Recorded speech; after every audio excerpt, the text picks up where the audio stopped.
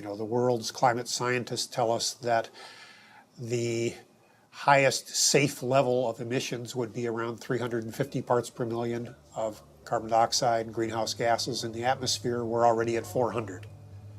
They tell us that the sort of safest we could hope to do without having perilous implications as far as drought, famine, human conflict, major species extinction would be about a 2 degrees Celsius increase in temperature. We're rapidly approaching that, and with all the built-in carbon dioxide that's already in the atmosphere, we're easily going to exceed that. So on our watch, we are facing the next major extinction of species on the Earth that we haven't seen since the time of the dinosaurs disappearing. You know, when whole countries go underwater because of sea level rise, when whole countries find that there's so much drought that they can't feed their population, and as a result they need to desperately migrate to another country or invade another country. I mean, we're going to have climate wars in the future. The Post sent me to a report online published by the United Nations stating that cows produce more greenhouse gases than the entire transportation sector. This means that raising cattle produces more greenhouse gases than all cars, trucks, trains, boats, planes combined, 13% compared to 18% for livestock. This is because cows produce a substantial amount of methane from their digestive process. Methane gas from livestock is 25 to 100 times more destructive than carbon dioxide from vehicles. Hydraulic fracturing for natural gas uses an incredible amount of water. A staggering 100 billion gallons of water is used every year in the United States. But when I compare this with animal agriculture, raising livestock just in the US consumes 34 trillion gallons of water. And it turns out the methane emissions from both industries are nearly equal. I found out that 1/4 pound hamburger requires over 660 gallons of water to produce. Here I've been taking these short showers trying to save water, and to find out just eating one hamburger is the equivalent of showering 2 entire months. So much attention is given to lowering our home water use, yet domestic water use is only 5% of what is consumed in the US versus 55% for animal agriculture. That's because it takes upwards of 2,500 gallons of water to produce 1 pound of beef. I started doing more investigating on the impacts of livestock and found out this situation was actually worse than I had thought.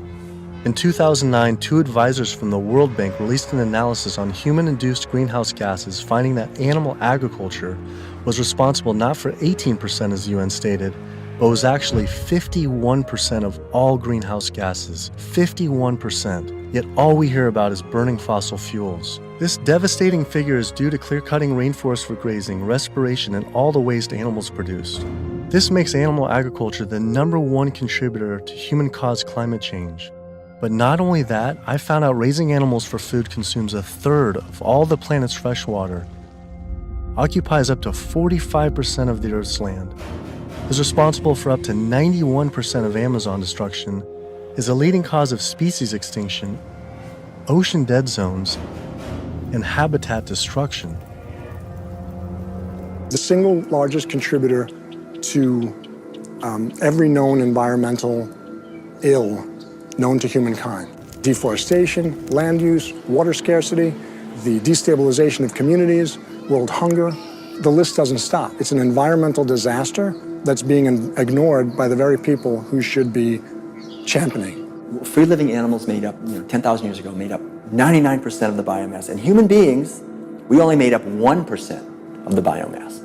Today, only 10,000 years later, which is really just a fraction of time, we human beings and the animals that we own as property make up 98% of the biomass, and wild, free-living animals make up only 2%. We've basically completely stolen the world, the earth, from free-living animals to use for ourselves and our cows and pigs and chickens and factory-farmed fish, and the oceans have been even more devastated. Greenpeace's response reminded me of the statistic that 116,000 pounds of farm animal excrement is produced every second in the United States alone. That is enough waste per year to cover every square foot of San Francisco, New York City, Tokyo, Paris, New Delhi, Berlin, Hong Kong, London, Rio de Janeiro, Delaware, Bali, Costa Rica, and Denmark combined. UN reported that 3/4 of the world's fisheries are overexploited, fully exploited, or significantly depleted due to overfishing. The oceans are under siege like never before, and marine environments are in trouble. And if we don't wake up and do something about it, we're going to see fishless oceans by the year 2048. That's the prediction from scientists. The way fishing is done today to feed the demand for 90 million tons of fish is primarily through massive fish nets. For every single pound of fish caught, there's up to 5 pounds of untargeted species trapped, such as dolphins, whales, sea turtles, and sharks, known as bykill. If we were to imagine this same sort of practice happening on the African savanna, targeting gazelle, but in the process scooping up every single lion, giraffe, ostrich, and elephant, nobody would stand for it. Yet, this is what is happening in our oceans every single day. Our founder, Captain Watson, likes to say, if the oceans die, we die. That's not a tagline, that's the truth. Perhaps the only other ecosystem that is being destroyed at such a rapid rate are the world's rainforests. Our global rainforests are essentially the planet's lungs. They breathe in CO2 and exhale oxygen. An acre of rainforest is cleared every second, and the leading cause is to graze animals and grow their feed crops. That is essentially an entire football field cleared every single second. And it is estimated that every day, close to 100 plant, animal, and insect species are lost due to rainforest destruction.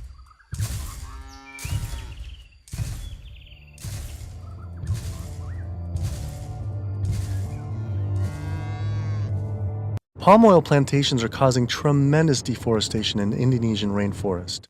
It is estimated that palm oil is responsible for 26 million acres being cleared, though, compared to livestock and their feed crops, they were responsible for 136 million acres of rainforest lost to date. The Kierkegaard model of raising animals, which requires 4,500 acres producing 80,000 pounds of meat. The average American eats 209 pounds of meat per year. If that was all grass-fed beef, only 382 people could be fed on their land. That equates to 11.7 acres per person times 314 million Americans, which equals 3.7 billion acres of grazing land. Unfortunately, there are only 1.9 billion acres in the U.S.'s lower 48 states. Currently, nearly half of all United States land is already dedicated to animal agriculture. If we were to switch over to grass-fed beef, it would require clearing every square inch of the United States, up into Canada, all of Central America, and well into South America. And this is just to feed the United States' demand on meat. But that figure doesn't even take into consideration that much of that land isn't suited to graze livestock. We would have to convert all mountain ranges to grassland, clear ancient forests and national parks to grazing, and demolish every city just to make room to graze cows. Just like Brazil, the United States isn't suited to meet the demands for meat. Turns out, due to land use, grass-fed beef is more unsustainable than even factory farming. I had to come to terms with the fact there was no way to sustainably raise enough animals to feed the world's current demand on meat, and had my doubts on dairy as well. But I did want to talk with a premier organic dairy company to see if they believe their product was sustainable for the world's population. But the demand on dairy-based protein in the world is only going to increase. And there's not enough land on the planet to do this type of dairying around the world. It's just the environment is not going to be that way. The land's not there. So I guess on a global scale, a conclusion would be dairy is not sustainable. Unless we start digging up houses and putting pastures back. How could cow's milk be sustainable? For when 1 gallon of milk, it takes upwards of 1,000 gallons of water to produce. When you really look at who's benefiting and who's lobbied for this system of agriculture, it's the largest food producers in the country and the largest meat producers. And once they become so large and wealthy, then they can dictate the federal policies around producing food because they have so much political power. The animal agriculture industry is one of the most powerful industries on the planet. I think most people in this country are aware of the influence of money and industry on politics, and we really see that clearly on display with this industry in particular. Most people would be shocked to learn that animal rights and environmental activists are the #1 domestic terrorism threat, according to the FBI. Some people would say the problem isn't really animal agriculture, but actually human overpopulation. In 1812, there were 1 billion people on the planet. In 1912, there were 1.5 billion. Then, just 100 years later, our population exploded to 7 billion humans. This number is rightly given a great deal of attention, but an even more important figure when determining world population is the world's 70 billion farm animals humans raise. The human population drinks 5.2 billion gallons of water every day and eats 21 billion pounds of food. But just the world's 1.5 billion cows alone drink 45 billion gallons of water every day and eat 135 billion pounds of food. This isn't so much a human population issue, it's a human eating animals population issue. Environmental organizations not addressing this is like health organizations trying to stop lung cancer without addressing cigarette smoking. But instead of secondhand smoking, it's secondhand eating, which affects the entire planet. We're growing enough food right now in the world to feed between 12 and 15 billion people. We only have 7 billion people. We have roughly 1 billion people starving every single day. Worldwide, 50% of the grain and legumes that we're growing, we're feeding to animals. So they're eating huge amounts of grain and legumes. And in the United States, it's more like closer to 70, 80, depending on which grain it is, about 90% of the soybean. 82% of the world's starving children live in countries where food is fed to animals in the livestock systems that are then killed and eaten by more well-off individuals in developed countries. Is it even possible to be a healthy vegetarian or vegan? Is it possible to be a healthy vegetarian or vegan? I became vegan for, 32 years ago now, and I run several miles every day. I go biking 40, 50 miles through the countryside. I work long hours. I feel great. It's nice waking up in a light, trim body every day. And so many of my vegan friends and patients, are just, they're thriving since their transition to a vegan diet. So yes, and I've seen vegan moms go through healthy vegan pregnancies and deliver healthy vegan children and raise them into tall, full-size, intelligent vegan adults. And yes, certainly all the nutrients are there in the plant kingdom to do this. That is correct. Think anyone should be consuming dairy? I really don't. When you think about it, the purpose of cow's milk, I did most of my growing up on a dairy farm in Wisconsin.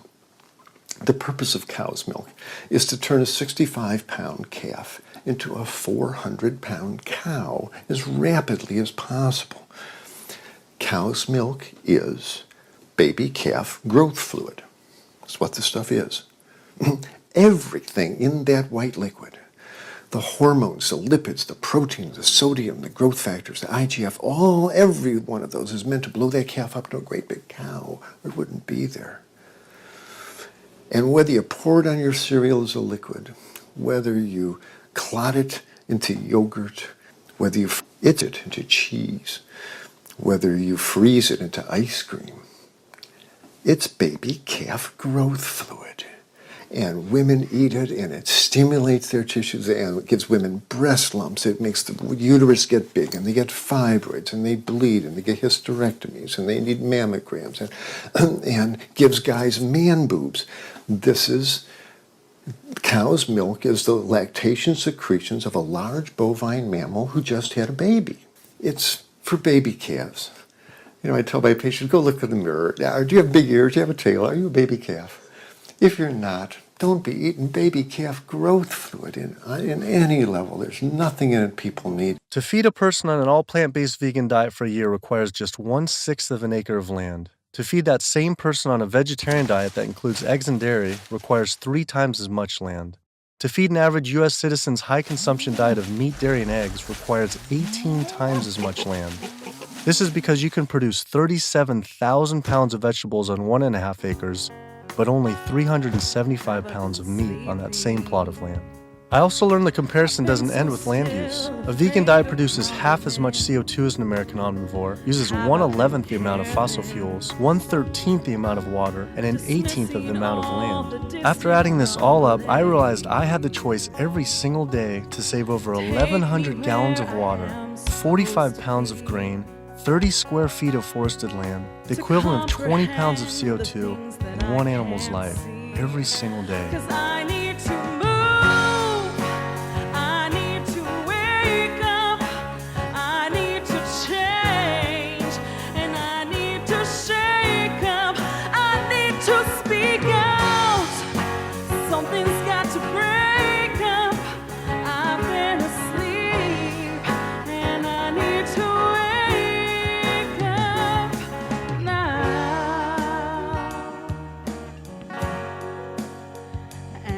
child.